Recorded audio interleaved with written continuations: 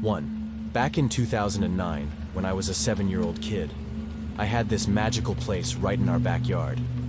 It was a large shed that my dad and uncle had transformed into a gaming haven. This wasn't just any ordinary shed. It was my personal escape into a world of fun. They had equipped it with a TV, a PlayStation 3, and even a mini pool table that could flip into a table tennis setup. There were also a couple of classic arcade games that my uncle had gifted me, and a small fridge where I could keep cold drinks during hot summer days. It was like having my own little amusement arcade. It was during winter, and the whole town was blanketed in snow. I remember that year, we had particularly heavy snowfall, and there was this sense of excitement mixed with the eerie quietness that a snow-covered landscape brings. One day, as a snowstorm was brewing, my mom, always caring and protective, made me a delicious cup of hot chocolate and suggested I spend the afternoon in my gaming shed. She knew how much I loved playing there. Wrapped up in warm clothes, I settled into my cozy gaming paradise. I was engrossed in playing Call of Duty, Modern Warfare, one of my favorite games at the time. I was hoping to get the latest version for Christmas. The sound of the snowstorm outside made the experience even more immersive, as if I were really in the midst of a snowy battle in the game. After a few hours, lost in the world of video games, I was startled by a knock on the shed door. It was unusual, especially during a storm. I cautiously opened the door and was surprised to see a man standing there. He looked out of place in the middle of the snowstorm. His clothes were not suitable for winter, and he looked extremely cold. He introduced himself as Eric and asked if he could come in to warm up for a bit. At that age, I hadn't yet learned to be wary of strangers. I thought he needed help, and it didn't feel right to leave someone out in the cold.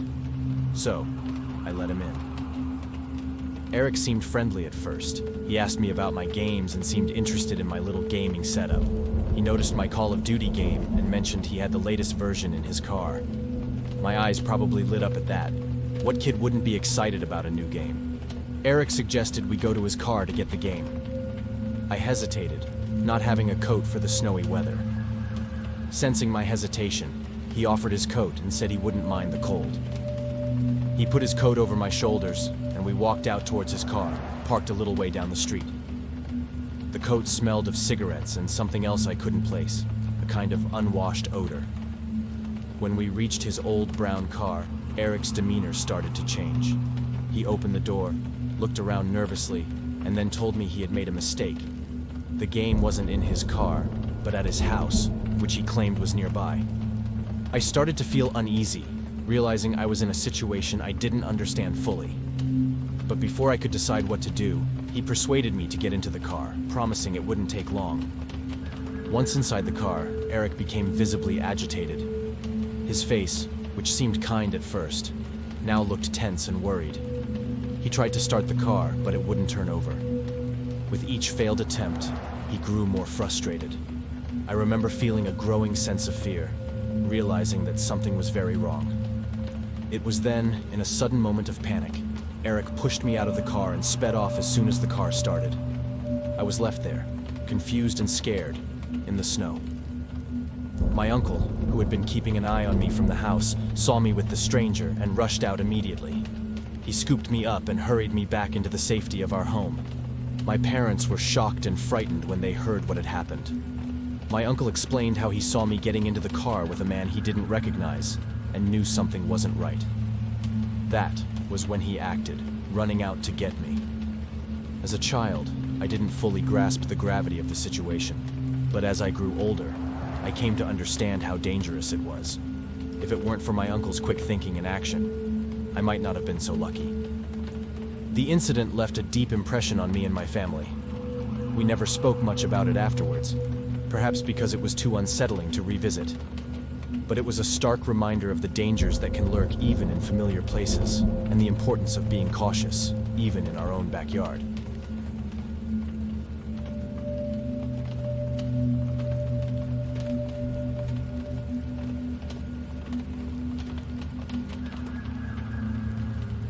Two. Several years ago, my brother David and I planned a trip to visit our parents, who lived in a town several hours north of us. It was midwinter, and the weather forecast warned of a significant snowstorm approaching. Despite my concerns, David was confident that we could make the drive safely. He's always been the adventurous type, always ready to face challenges head-on. On the day of our trip, snowflakes were already swirling in the air as we packed our car. David insisted that if we drove carefully, we'd be fine. I reluctantly agreed, trusting his judgment.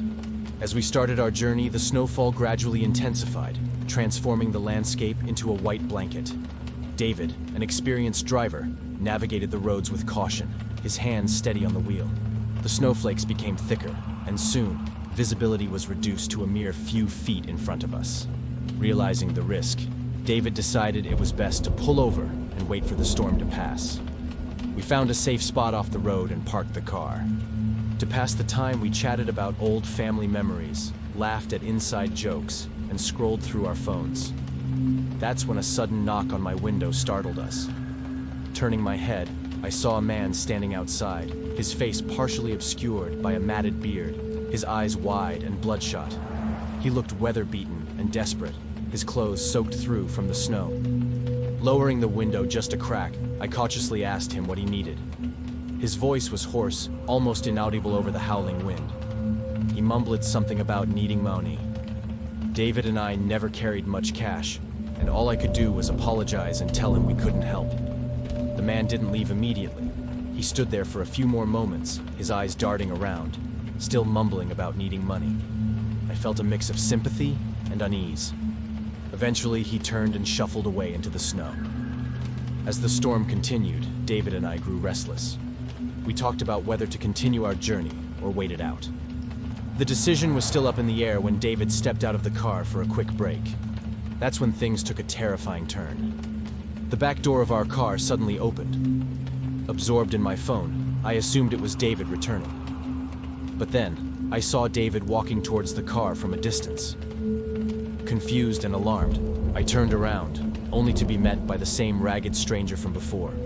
Before I could react, he lunged at me from the back seat, his arm wrapping tightly around my neck in a chokehold. Panic surged through me.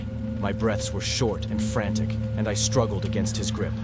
At that moment, David saw the struggle and rushed back to the car.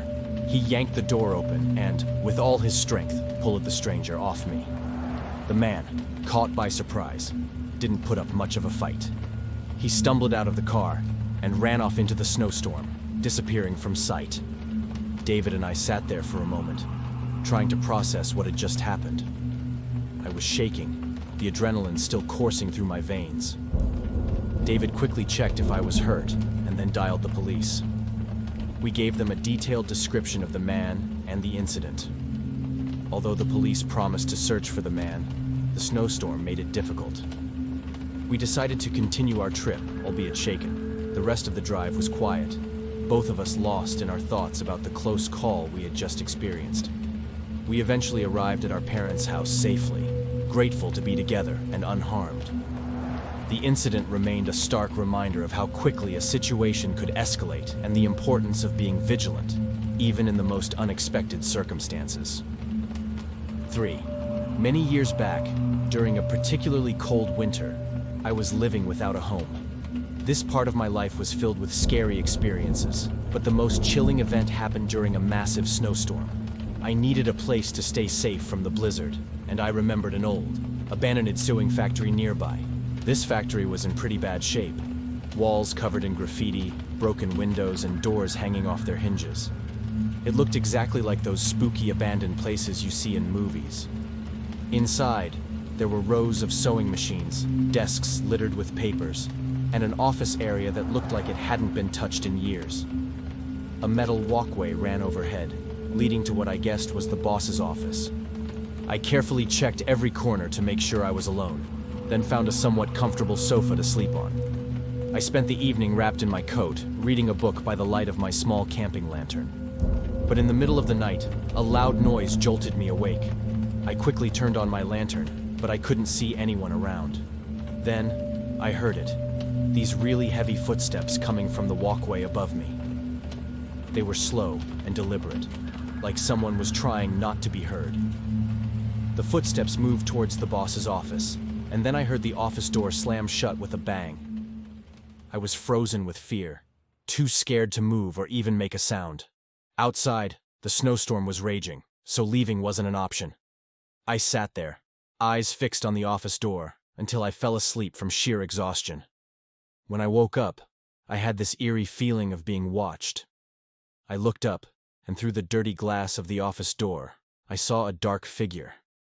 It was just standing there, looking down at me. That was enough for me. As soon as the storm seemed a bit calmer, I grabbed my things and left as fast as I could. I never found out what made those noises or who that figure was, and frankly, I'm not sure I want to know.